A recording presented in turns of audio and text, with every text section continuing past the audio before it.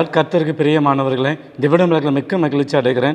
தேவன் மாசத்தை மேலான கிருபைக்காய் கர்த்தருக்கு நன்றி சொல்றோம். இந்த நாள் வசனத்தை நம்மை பார்த்தோம் என்று சொன்னாலும் சங்கீதம் 33 அதிகாரம் 22 கர்த்தாவே, நாங்கள் உண்மையை நம்பியிருக்கிறபடியால் உமது கிருபை எங்கள் மேல் இருப்பதாக.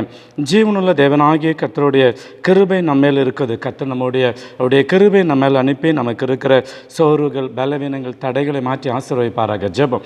சௌத்தரிக்கிற ஆண்டவரே, சௌத்தரிக்கிற அன்பானே சுவாமி தேவரே, உண்மையே நம்பி இருக்கிறபடி நான் ஆண்டவரே, உமது கிருபை எங்கள் மேல் இருக்க கர்த்தர் உதவி செய்யும்படி ஆய்ச்சபுகிறார். உண்மையன்றி ஆண்டவரே, எங்களுக்கு நன்மை செய்கிறதுக்கு உதவி செய்கிறதுக்கு ஆண்டவரே வேறு யாருமே இல்லை. ஆண்டவரே, நீங்கள் தான் ஆண்டவரே உம்முடைய கிருபை அனுப்பி எங்களுக்குள்ள பரிபூர்ணமான ஒரு விடுதலைகள், எங்கள் மனசில் சமாதானத்தை கொடுங்க தகப்பனே.